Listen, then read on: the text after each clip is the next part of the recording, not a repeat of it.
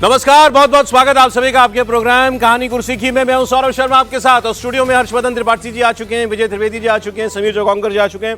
बहुत स्वागत सर आप सभी का। और प्रोफेसर संगीत रागी जी पहुंचने वाले हैं। बड़ी खबर है, आज सोमवार से संसद का मानसून सत्र शुरू होने वाला है। उससे पहले खबर यह है कि एनडीए लोकसभा में अपनी ताकत बढ़ाने पर पूरी गति से बढ़ रही है। 2/3 का इंतजाम लगभग हो चुका है। मतलब ये बड़े बिल मानसून सत्र में आएंगे और उससे पहले नंबर पूरे करने की पूरी कवायद चल रही है और लगभग नंबर पूरे हो चुके हैं। कैसे आपको बताते हैं। अब आज की खबर यह है कि शरद पवार की पार्टी एनडीए को परिसीमन बिल के मुद्दे पर समर्थन दे सकती है। ज्यादा इम्कान इसी बात के हैं कि यह काम हो जाएगा, समर्थन वो दे देंगे। आज सुप्रिया सुले जब कल से चर्चाएं चलना शुरू हुई तो उसके बाद उनका थोड़ा स्पष्टीकरण देने के लिए आज मीडिया के सामने आए। उन्होंने एक प्रेस कॉन्फ्रेंस की, लेकिन जो छुपाया उससे ज्यादा बता दिया। सुप्रिया सुले ने कहा कि देखिए, महिला बिल तो पहले ही पास हो चुका है, तो उससे तो हमको कभी प्रॉब्लम थी नहीं। बात रह गई डिलिमिटेशन की, परिसीमन बिल की। तो जब परिसीमन बिल आएगा उसको हम पढ़ेंगे, उसके बाद हम लोग देखेंगे कि हमें इस पर क्या करना है, अपना स्टैंड क्लियर करेंगे। चलिए, जब ना से यहां तक का फासला तय कर लिया सुप्रिया जी ने कि बिल आएगा तो देखेंगे, तो उससे आगे कितने ही कदम, 2 कदम और बचते हैं, वो भी पूरे हो जाएंगे। तो लगभग उन्होंने ये अपनी बात से साफ कर दिया, वे हमारा ऐसा कोई ऑपोजिशन जो है इस बिल के साथ नहीं है। उन्होंने एक और बात कही जिससे लगा कि हां ठीक है भाई, इनकी बात अब बन चुकी है बीजेपी के साथ। सुप्रिया सुले ने कहा कि गृहमंत्री अमित शाह ने और किरण रिजिजू ने एक प्रस्ताव दिया था कि कश्मीर से लेकर कन्याकुमारी हर राज्य में लोकसभा की सीटें 50% हर राज्य में बढ़ा दी जाएंगी। तो महाराष्ट्र के 72 सांसद हो जाएंगे। किसको बुरे लगते हैं? महाराष्ट्र में सांसद बढ़ेंगे तो उनको क्या एतराज हो सकता है? उन्होंने कहा दक्षिण के राज्यों में कुछ नाराजगी थी, लेकिन अगर एवरेज हर राज्य में 50% सीटें बढ़ जाएं तो बात बन सकती है। तो फिर तो बात बन ही गई, क्योंकि इसका तो वादा जो है वो खुद गृहमंत्री कर चुके हैं कि अगर आप चाहते हैं मैं बिल में लिख करके दे दूंगा। अब लोकसभा में शरद पवार की पार्टी के 8 सांसद हैं। अब ये 8 सांसद क्या एनडीए का हिस्सा होंगे या ये इशू बेस्ड सपोर्ट देंगे, जैसे बीजेडी देती रही है, वाईएसआरसीपी देती रही है। टीएमसी के 28 में से 20 सांसद ऑलरेडी एनडीए में जा चुके हैं। उद्धव ठाकरे के 9 में से 6 सांसद शिवसेना यूबीटी छोड़ करके शिंदे सेना में शामिल हो चुके हैं। अब अगर शरद पवार की पार्टी के 8 सांसद भी आ जाएं तो आंकड़ा पहुंच जाएगा 332 तक। मतलब एनडीए की स्ट्रेंथ 332 हो जाएगी। फिर आगे की उसमें और नाम है, भी हम लोग आगे बात करेंगे। फिर ज्यादा चंद कदमों की दूरी बस है 2/3 तक सर, और वही बात करते हैं सर उसकी। लेकिन ये बड़ी डेवलपमेंट है आज, और लगभग क्लियर कर दिया गया है कि सुप्रिया जी की तरफ से कि भाई हम इस मुद्दे पर इशू पे समर्थन देने के लिए तैयार है। भले वो एनडीए में ना जाएं, लेकिन ये समर्थन इस तरीके से बिल का किया जा सकता है। अब मैं आपको उनका बयान सुनवा देता हूं, और फिर एक और मजेदार बयान आपको सुनाऊंगा। उन्हीं की पार्टी के सीनियर लीडर हैं जयंत पाटिल। उनसे पूछा गया साहब आप एनडीए में जाएंगे क्या, बड़ी चर्चा चल रही। उन्होंने कहा देखिए, दिल्ली के फैसले सुप्रिया तय करती है। मतलब ये भी बड़ी गजब बात हुई कि शरद पवार जी के होते हुए ये कह रहे हैं कि दिल्ली के जो भी निर्णय होते हैं वो सुप्रिया जी करती हैं। उन्होंने भी इनकार नहीं किया एनडीए में जाने की बात से। तो फिर तो आप यकीन करेंगे ना कि कुछ पक गया है। देखिए,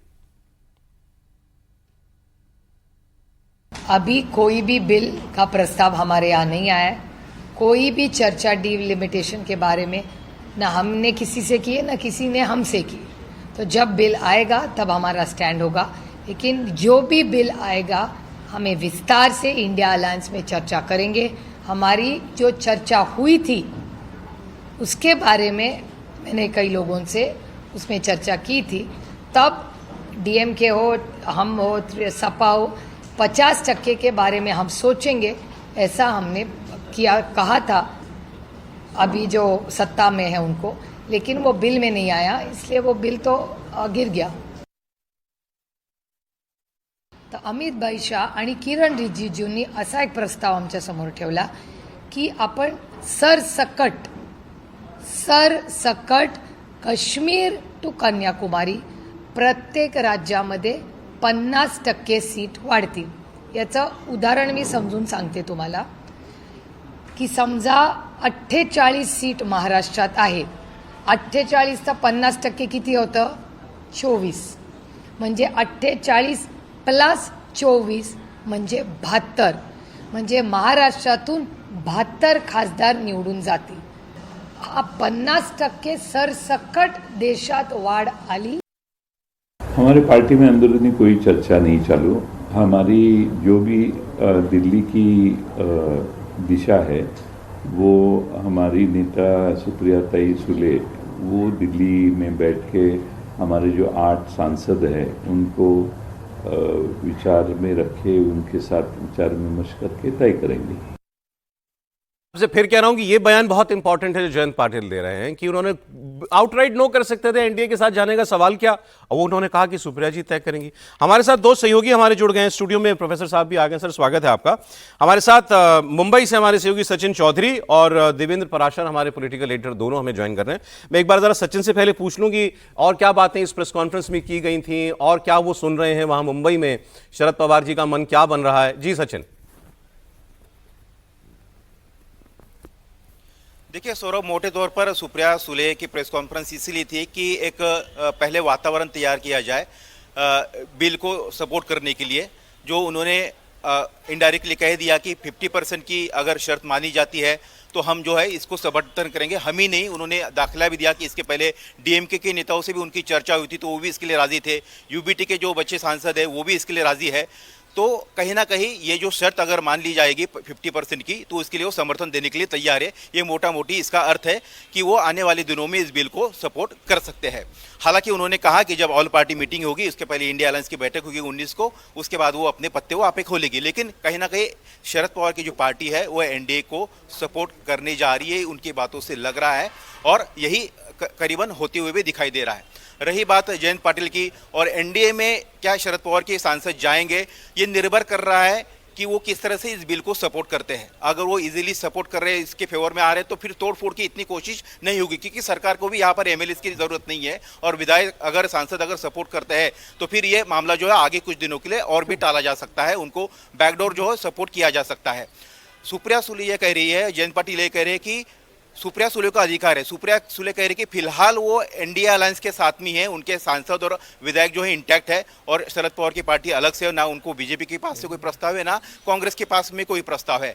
तो कुल मिलाकर कहा जाए कि एनसीपी जो है अपना मन धीरे धीरे बना रही है और उसके लिए एक वातावरण जो है धीरे धीरे तैयार कर रही है। ठीक है, आने वाले दिनों में मैं आपको अभी सुन रहा था थोड़ी देर पहले, आप जब बात कर रहे थे प्राची से, तो आपने बताया था कि केवल सुप्रिया सुले नहीं, इनफैक्ट जो 3 सांसद उद्धव ठाकरे के पास हैं वो भी समर्थन कर सकते हैं।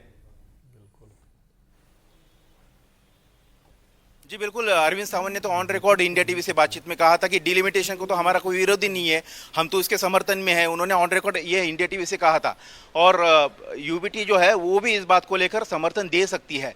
जब 50% की बात आएगी तो उस मामले में वो भी समर्थन देने के लिए तैयार है। हालांकि आधिकारिक रूप से अभी उनका स्टैंड क्या है ये फिर से एक बार जो है उनसे बातचीत करनी पड़ेगी, लेकिन कहीं ना कहीं इस बिल को लेकर एनडीए के पक्ष में जो है आंकड़े जुड़ते नजर आ रहे हैं। ठीक है, और ठीक है। शरद पवार जो है उनकी भूमिका हमेशा जो है, कांग्रेस को भी ये संदेह रहा है कि वो हमेशा डायरेक्टली इनडायरेक्टली जो है वो सपोर्ट करते रहते हैं। तो इस बार जो सत्र होगा उसमें भी कहीं ना कहीं ये दिखाई देगा कि शरद पवार की पार्टी हो सकता है कि एनडीए के साथ। ये बड़ी इंटरेस्टिंग बात, लेकिन सचिन आप बता रहे हैं कि उद्धव ठाकरे के बचे हुए 3 सांसद भी समर्थन कर सकते हैं। समर्थन ही करना था तो बाकी 6 भी रोक लेते, वो भी क्यों गए, पार्टी क्यों टूटी। एक बार अब देवेंद्र के पास चलते हैं। देवेंद्र, लेकिन सुप्रिया सुले ने यह भी कहा है अपनी प्रेस कॉन्फ्रेंस में कि आप लोग हमारा कांग्रेस पार्टी में मर्जर करा चुके हैं, आप लोग ये भी कह चुके हैं हम एनडीए में जा रहे हैं, अब तो बस मन से बचिए कि आप मन से में ही हमको मिलवा दीजिए। तो उन्होंने ये कहा कि एनडीए में जाने की बात अभी नहीं है, ये उन्होंने साफ साफ कहा कि एनडीए में हम नहीं जा रहे हैं। तो क्या है, मतलब बात क्या चल रही है उनसे? देखिए सर, महाराष्ट्र में या किसी भी राज्य में नेता एक्चुअल घटना होने से पहले तक क्या बोलते हैं और घटनाएं क्या होती है, इसके कुछ उदाहरण उठाकर आप समझें। महाराष्ट्र के संदर्भ में ये भी समझ लें कि जैसे शिवसेना के जिन सांसदों के 6 सांसदों के एकनाथ शिंदे कैंप में आने की बात थी, जब तक जिस दिन तक वो नहीं आया उसके पहले शिवसेना के जो नेता थे उनके बयान किस प्रकार के आते थे, क्या क्या वो कहते रहे। उसके पहले अजीत पवार के जब इधर आने की बात थी तब किस प्रकार की बातें कही जाती थी। तो जाहिर तौर पर जब कोई पॉलिटिकल स्टेज डेवलपिंग मोड में होता है तो उस समय नेता तब तक उस पर कुछ नहीं बोल सकते जब तक अंतिम मुहर ना लग जाए। ये जो एकदम भरोसेमंद सोर्सेस से सौरभ जो जानकारी है वो ये कि एनसीपी के चाहे विधायक हों या सांसद हों, उनमें से एक बड़ी संख्या ये है, वो आधे से अधिक है, जो ये चाहते हैं कि एनडीए के साथ आया जाए। और जयंत पाटिल उसके ऑलरेडी सूत्रधार हो चुके हैं सौरभ। ये एनसीपी के नेताओं से भी उनकी जो बातचीत हुई उसमें भी उन्होंने कम्युनिकेट किया है कि एनडीए के साथ जाना बेहतर है, अधिकांश नेता हमारे चाहते हैं। और दूसरी बात कि जब देवेंद्र फडणवीस से उनकी मुलाकात हुई या उससे पहले बीजेपी के राष्ट्रीय महामंत्री विनोद तावड़े के साथ 3 जुलाई की जो उनकी मुलाकात हुई थी, उसमें ये सारी बातें कम्युनिकेट हो चुकी है। तो ऑलरेडी उस पर बातचीत चल रही है सौरभ। उसमें फैसला बीजेपी को इस लिहाज से करना है कि अगर उनको एनडीए में लाना है तो बीजेपी की शर्त यह है कि वो एकजुट होकर आएँ, यानी कि मर्जर करके आएँ, अलग अलग नहीं। दूसरी चीज़ कि राज्य में भले ही बीजेपी को विधायकों की दरकार नहीं है, जो कि बिल्कुल ज़रूरत नहीं है उनके 10 विधायकों की, लेकिन केंद्र में उन सांसदों की ज़रूरत है, क्योंकि कई महत्वपूर्ण बिल है। ये महिला आरक्षण के बाद 1 नेशन 1 इलेक्शन का बिल भी आने वाला है। तो उस कंडीशन में बीजेपी को यहाँ पर शक्ति मिलेगी, लेकिन समस्या ये आएगी कि अजीत पवार गुट के जो नेता हैं वो इसमें बहुत कंफर्टेबल नहीं रहेंगे। जैसे ही सुप्रियो सुले और उनके साथ बाकी एनसीपी के नेता आएंगे, वहाँ पर उनकी स्थिति थोड़ी कमज़ोर होगी। और ये सारी बातचीत अभी आगे होनी है। जो कल देवेंद्र फडणवीस के घर पे आप सौरभ सोचिए कि जयंत पाटिल जाते हैं, जयंत पाटिल के बाद दूसरे एनसीपी के गुट के नेता भी जाते हैं। क्या ये सारी चीज़ें यूं ही हो रही है? और एनसीपी नेताओं के, एनसीपी शरद पवार के जो नेता हैं, उनके एनडीए में आने के पीछे उनकी जो लालसा है, जो चाहक है सौरभ, वो ये कि जैसे ही वो एनडीए के साथ आएंगे, राज्य में भी उन्हें राज्य की सरकार की मदद मिलेगी, केंद्र में भी केंद्र की सरकार मदद मिलेगी, जिससे आगे की उनकी राजनीति ज़्यादा चमकदार नजर आएगी।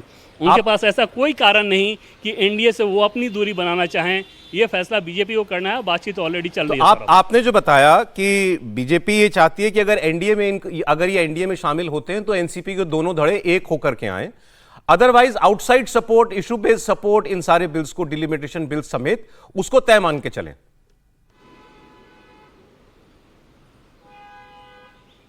हाँ, उसमें तो कोई समस्या ही नहीं है सौरभ, कि उस आंकड़ों को लेकर तो वहाँ पर कोई गतिरोध नहीं है। और आप समझें कि अगर बीजेपी के इतने महत्वपूर्ण बिल को इस रूप में अगर एनसीपी शरद पवार के नेता सपोर्ट की बात या बिल आएगी तब देखेंगे, इस तरह की बात अगर वो कर रहे हैं, तो अपने आप अंदाज़ा लगा सकते हैं कि पर्दे के अंदर फिर क्या कुछ चल रहा होगा।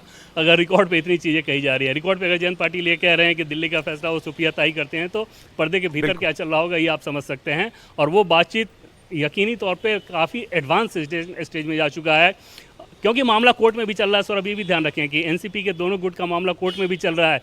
तो ये सारी चीज़ें बीजेपी के जहन में है कि बेहतर है कि अगर आप एक मर्जर करके आएँ तो फिर एनडीए के लिए आसान होगा। बाकी बिल पर सपोर्ट तो चाहिए ही चाहिए। देवेंद्र, आपका बहुत शुक्रिया। सचिन, आपका भी। अब इस खबर की पुष्टि एक्चुअली, वैसे आपको बताऊं, कल जो है पी चिदम्बरम जी कर चुके थे, कांग्रेस पार्टी के सीनियर लीडर, पूर्व वित्त मंत्री, गृह मंत्री। उन्होंने कहा कि एक लंबा चौड़ा पोस्ट किया उन्होंने एक्स पर, और उसमें उन्होंने लिखा कि सरकार मानसून सत्र में परिसीमन का बिल लाने वाली है और भी कई महत्वपूर्ण बिल लेकर के आएगी। और हमने ये पता चला है कि नंबर पूरे करने के लिए अब वो डीएमके और एनसीपी शरद पवार पर उन्होंने निगाहें लगा रखी हैं, इन दोनों पार्टियों के ऊपर। और अगर ये दोनों पार्टियां, जो कि अप्रैल में ये बिल आया था डिलिमिटेशन का, तो इसको विरोध कर चुकी हैं, अगर ये अब साथ देती हैं तो ये अपनी अंतरात्मा के साथ धोखा करेंगी। तो चिदम्बरम जी ने ही पत्ते खोल दिए कि ये लगभग इन दोनों का ये आप तय मानिए। उन्होंने डीएमके का और शरद पवार की पार्टी का खुल करके नाम लिया था। अब समीर जी बता दें अब हमको, ये तो बिल्कुल कई बार हम बात कर चुके थे, क्या करेंगे शरद पवार, अब तय हो गया? नहीं, ये बिल्कुल तय हो गया। कल शरद पवार के घर सिल्वर ओक में जो बैठक हुई, उस बैठक में जयंत पाटिल जिस तरीके से उपस्थित रहे, उस बैठक में सुनील तटकरे वहाँ पर थे, सुप्रिया सुले वहाँ बैठक की थी। और इस बैठक के बाद जिस तरीके से जयंत पाटिल देवेंद्र फडणवीस से मिलने उनके घर वर्षा पे जाते हैं, तो ये तय है कि अब ये बड़े स्तर पर प्लानिंग हो रही है। देखिए, सिर्फ ये मामला नहीं है कि शरद पवार की पार्टी इस बिल को लोकसभा के अंदर समर्थन अपने 8 सांसदों का दे दे और बाकी राज्यों की राजनीति में वो कांग्रेस के साथ और उद्धव ठाकरे के साथ मिलकर राजनीति करे, भारतीय जनता पार्टी के विरोध की राजनीति करे। दरअसल भारतीय जनता पार्टी अब महाराष्ट्र को लेकर एक बड़ी राजनीति की ओर वर्किंग शुरू कर रही है। ये तो उन्होंने तय कर लिया है कि शरद पवार लोकसभा के अंदर उनके जो 8 सांसद है वो समर्थन देंगे, लेकिन महाराष्ट्र की राजनीति में एक बड़े परिदृश्य को देखते हुए अब ये महाराष्ट्र की राजनीति में कोशिश की जा रही है कि उनके जो 10 विधायक है वह भी मर्ज करे, पार्टी का मर्ज हो, दोनों का, सुनीता पवार का और शरद पवार का मर्ज हो। किस तरीके से उनमें सत्ता का संतुलन हो, प्रदेश की राजनीति कौन देखेगा, केंद्र में मंत्री कौन बनेगा, कौन पार्टी का वर्किंग प्रेसिडेंट होगा, कौन पार्टी को किस तरीके से लेके जाएगा, कौन उप मुख्यमंत्री बनेगा, अब पूरी की वर्किंग शुरू हो रही है। क्योंकि जिस तरीके से सुनीता पवार की कल शरद पवार से बात हुई है, जिस तरीके से शरद पवार की बेटी का देवेंद्र फडणवीस के साथ बात हुई है, तो मुझे लग रहा है कि बड़े स्तर पर चर्चा हो रही है। और जयंत पाटिल ने जिस तरीके से कहा कि भाई दिल्ली का मामला शरद पवार की बेटी देखेगी, सुप्रिया सुले देखेगी, जयंत पाटिल महाराष्ट्र की राजनीति देखते हैं, तो महाराष्ट्र में 10 विधायकों को लेकर क्या करना है, कैसे मर्जर करना है, उसके ऊपर चल रहा है। और मुझे लगता है कि दोनों धड़ों को एक करें और फिर एनडीए में लाएं। बिल्कुल, उसके बाद एनडीए के अंदर दिल्ली में बिल का समर्थन तो शरद पवार की पार्टी के सांसद तय हो गया है, वो देंगे। अरे एक वो नंबर आपकी स्क्रीन पर चल रहा है ना, हाँ ये वाला। अब ये नंबर जो आप देखिए 354 पर पहुंच जाता है। मैं डीएमके की बात इसलिए इसमें जोड़ रहा हूं कि डीएमके की बात चिदम्बरम जी ने खोल दी है। 298 इनको अप्रैल में वोट मिले थे एनडीए को, उसमें 20 आप जोड़ दिए एनसीपीआई में चले गए टीएमसी वाले, 6 जो उद्धव ठाकरे की पार्टी के आ गए, इनफैक्ट 3 और बता रहे हैं कि जो बचे हुए 3 हैं वो भी आ जाएंगे। उसके बाद 22 डीएमके के, 8 एनसीपी के, 354 में पहुंच जाता है। 361-62 तो फुल हाउस की स्ट्रेंथ में चाहिए 2/3 के लिए, फुल हाउस तो कभी होता ही नहीं है। तो मानिए कि नंबर तो लोकसभा का पूरा हो गया, कोई शक त्रिपाठी जी? नहीं, देखिए, एक तो इसमें कोई शक तभी नहीं था जब एनसीपीआई का हम लोगों ने नाम सुना था। जिस दिन ये पता चला कि एक पार्टी है कोई, और उस पार्टी का जिसका अध्यक्ष और वो सब खोजना पड़ा था, बड़ी मेहनत लगी थी, और जिन्होंने कहा था कि हमारे प्रत्याशी कहाँ हैं, कौन लड़ा था, हमें नहीं पता, तो इसका मतलब ये है कि नंबर नहीं पूरे होंगे, अब यह संभव है। और इसी के साथ मुझे असदुद्दीन ओवैसी जी का बयान आ जाता है कि अमित शाह कुछ भी यूं ही नहीं करते, कच्चा काम नहीं करते। तो जब यूं ही नहीं करते, कच्चा काम नहीं करते, तो ये उसी पक्के काम की तरफ था। लेकिन इस सब से अलग हटकर अगर कहें, मतलब ये ठीक है कि सरकार अपने उस पर एक तरह से कहें प्रतिष्ठा पर ले लिया है, उसको करना, ये सब हटा दें। इतने लंबे समय से था कि भाई परिसीमन होगा, इतने लंबे समय से था कि लोकसभा हमारी उतनी नहीं स्ट्रेंथ, लोग बैठ नहीं पाते हैं, नई लोकसभा, और नई लोकसभा बन भी गई, उसमें लोग सदन भी चल रही है। क्या ये सबसे बेहतर फॉर्मूला नहीं है कि देश भर में सबको पसंद आने वाले फॉर्मूले के लिहाज से सीटें बढ़ा दी जाएं? उसमें क्या कांग्रेस को भी विरोध करना चाहिए? क्या कांग्रेस के जो प्रत्याशी होंगे, जो भी जीत कर आएंगे, अगर इस अनुपात में भी मान लें 99 वाले, तो उनके लोगों को भी तो लोकसभा में आने का अवसर ज्यादा मिलेगा। और यह मुद्दा क्या राजनीतिक टकराव का है?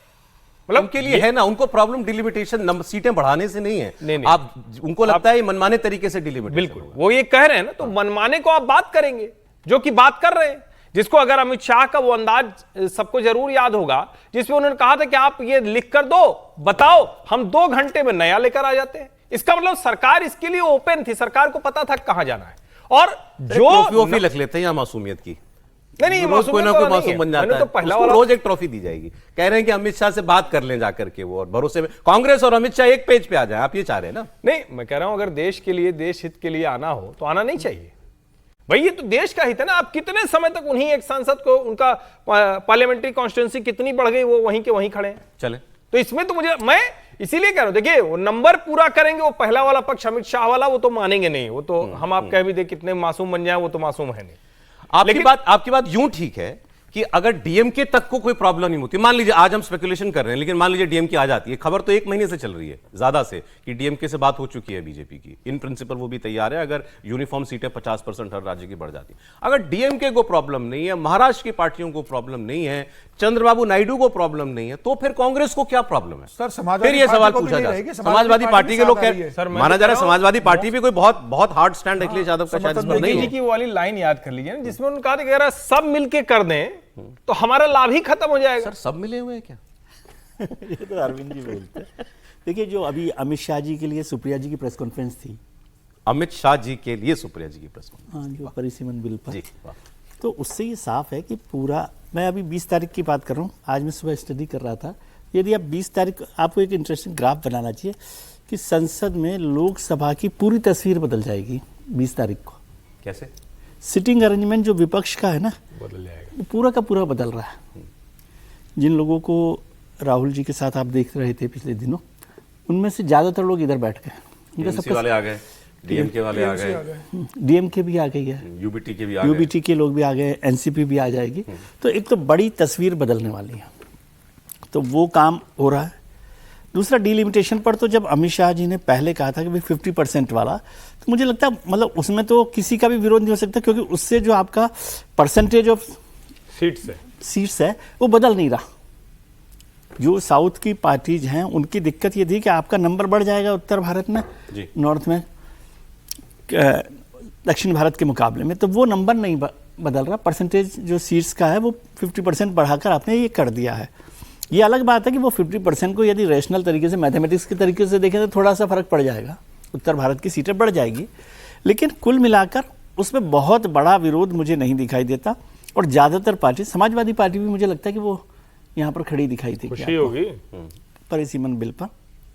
समाजवादी पार्टी के बारे में ये बताते हैं कि उनके इंडिविजुअल सांसदों की अगर बात करें तो उनका कोई ऐसा वो नहीं है बीजेपी से दुराव, लेकिन हाँ पार्टी के बन जाएंगे, पार्टी की नीति, हाँ, पार्टी की नीति पर क्या फैसला करते हैं वो अखिलेश यादव जी और राहुल गांधी मिलकर, तब अलग बात हो सकती है। बाकी कोई अब इस बिल को लेकर कोई बहुत बड़ी परेशानी नहीं है, और जब ये डिलिमिटेशन हो जाएगा तो ह्यूमन रिजर्वेशन बिल भी वहां पर पास हो जाएगा। तो संसद की तस्वीर और भारत की पॉलिटिकल ग्राफ 131वां जो संशोधन है उसमें भी सरकार ने बदल दिया है, मतलब जो कमेटी थी पार्लियामेंट्री कमेटी काफी उसमें भी काफी डाइल्यूट कर दिया। तो इसलिए जो सरकार का एजेंडा है उस पर सर कल 3 अहम मीटिंग हुई, प्रोफेसर साहब कल 3 अहम मुलाकातें भी हुई हैं, एक एक करके तस्वीर दिखा रहे थे। देखिए शरद पवार जी की पार्टी की बात तो हमने कर ली, बहुत ही इंपॉर्टेंट। कल एकनाथ शिंदे दिल्ली आए, महाराष्ट्र के डिप्टी चीफ मिनिस्टर, और वो अमित शाह से मिले।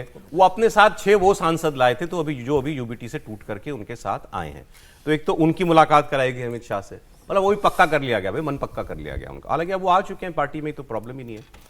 फिर उसके बाद उससे पहले मुलाकात हुई थी तो रात को ही मुलाकात, शाम को मुलाकात हुई थी उत्तर प्रदेश के मुख्यमंत्री योगी आदित्यनाथ, वो भी अमित शाह से आकर के मिले थे। हमें बताया गया कि वो कोई शेड्यूल्ड मीटिंग नहीं थी। अब वो किस बारे में हुई, वो पॉलिटिकल चर्चा थी या क्या थी, एक ये मुलाकात हुई। और तीसरी मुलाकात एनसीपीआई के यानी टीएमसी के, एनसीपीआई बोलते हुए भी मुंह में से अजीब लगता है, टीएमसी के सांसद जो हैं 20 सांसद, वो ओम बिरला जी से मिले, लोकसभा अध्यक्ष से मिले।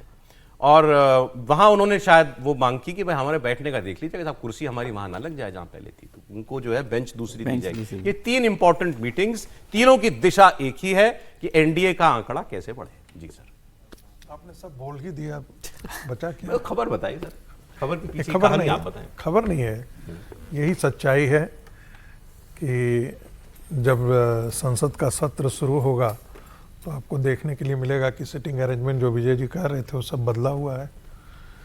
जो एनसीपी के जो लोग हैं वो भारतीय जनता पार्टी को सपोर्ट करते हुए दिखाई देंगे। ये कुछ अनहोनी जैसा है क्या हमारी राजनीति में, शरद पवार का इधर आना?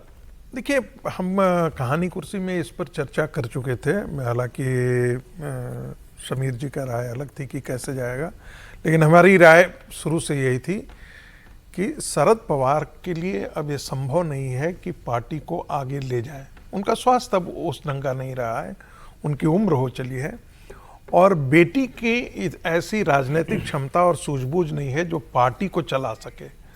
तो ऐसे में उनके लिए इस सबसे अच्छी बात ये हो कि उनके बेटी का भविष्य, राजनीतिक भविष्य जो है वो सुरक्षित रहे। और राजनीतिक भविष्य के लिए उनके सुरक्षित रहने का सीधा सीधा मतलब है कि भाई एक कॉन्स्टिट्यूएंसी वो जीतना आप उनका पक्का रहे और मंत्रिमंडल में उनका एक बर्थ मिल जाए। तो यही उस सुरक्षा का मतलब यही है उनके लिए। सुप्रिया सुले को आपने सुना, उसके बाद कोई कंफ्यूजन है आपको कि इनका? मुझे कोई कंफ्यूजन नहीं है, नहीं, मुझे कोई कंफ्यूजन नहीं है, बिल्कुल ही नहीं है। वो देवेंद्र बिल्कुल सही कह रहे थे, राजनीति में कोई भी अंतिम समय तक सच नहीं बोलता है, उससे पहले तक सब झूठी बोलते हैं। जब सच घटित हो जाता है तब उसके बाद कहते हैं कि हाँ ये तो लास्ट मिनट में ऐसा हमने तय कर लिया था। सर वो इसलिए भी होते ना, there are so many slips between cup and lips. हाँ जो भी हो, मैंने, लेकिन ये इनका तो एक सुनिश्चित था इनके पास। देखिए चिदम्बरम जी ने जो नाम ले दिया डीएमके का भी, बिल्कुल डीएमके पहले ही हो गई है। देखिए विकल्प नहीं है, और डीएमके के लिए सबसे अभी बड़ी जो खतरा है वो कोई भारतीय जनता पार्टी नहीं है। कल जाकर के डीएमके भारतीय जनता पार्टी के साथ चुनाव लड़े, इसकी भी हम संभावना से इनकार नहीं कर सकते हैं। आखिर पहले अटल जी के समय लड़ चुका है। तो ऐसी स्थिति में उनको सबसे बड़ा खतरा अभी विजय से है। विजय को कैसे परास्त करें और या उनमें तोड़ फोड़ हो, उसमें भी कहीं ना कहीं भूमिका जो होगी, ये मदद जो होगी वो केंद्र सरकार की ही होगी यदि ऐसा किया जाता है भविष्य में। तो इसलिए डीएमके साथ आएगा, इसमें कोई दो राय नहीं। सर आपने लेकिन आज एक बार भी ये नहीं कहा कि ये ठीक नहीं हो रहा। जो हो रहा इसमें, जब ये सब लोग चुने हुए हैं, लेकिन मेरे को अभी एक बात याद आई कि ये एक मौका आ गया कि जब वो सेलेक्टेड प्राइम मिनिस्टर थे जवाहरलाल नेहरू, उस तरह की नेशनल गवर्नमेंट अब बनाई जा सकती है, क्योंकि अब सब लोग तो इधर ही हैं। नहीं, मैं ये नहीं समझ पा रहा हूँ कि जब सब कुछ ठीक हो रहा है, सही हो रहा है, तो क्या विजय सर उसको भी गलत कहते हैं? विजय सर ये क्यों नहीं, ये बात हमने ये भाई ये इस तरीके से होना ये ठीक तो नहीं है। नहीं, जब राजनेता, हाँ वो ठीक है, लेकिन जब राजनेता खुद पॉलिटिकल पार्टी अपने आप तय कर रही है, उनको अपना ये बड़ी बात कह दी आज। आप कह रहे हैं ये पार्टियां अपने आप टूट रही है, बीजेपी नहीं तोड़ रही। बीजेपी भी तोड़ रही होगी, लेकिन फैसला तो वो कर रहे हैं ना खुद मिला के, कोई ऐसा थोड़ी, दोनों मिलकर करते हैं ना काम। एक प्रश्न है सर। अच्छा, तो एकनाथ शिंदे जी आ रहे हैं सांसदों को लेकर, तो अमित शाह जी से मिलते हैं, योगी जी अमित शाह से बात कर रहे हैं, सुप्रिया सुले बाकी सब अमित शाह से बात कर रहे हैं, बहुमत कैसे होगा अमित शाह देख रहे हैं। तो राष्ट्रीय अध्यक्ष कहाँ है सर? वो अभी संगठन की टीम को लिए अमित शाह जी से मिलने वाले हैं। अच्छा, नहीं वो संगठन की टीम के लिए अमित शाह जी से मिलने वाले हैं। लेकिन ये कुछ आपको जानकारी, तंत्र पूजा कहाँ पर हो रही है महाराष्ट्र में? गजब, कौन कर रहा है? ये सर उनको पता होगा। कौन करवा रहा है तंत्र? पता नहीं, विजय जी पूछ रहे तो चंद्रपुर का जिक्र। लेकिन ना चलिए वापस सीरियस डिस्कशन पे, ब्रेक के बाद और बात कर लेंगे हम लोग।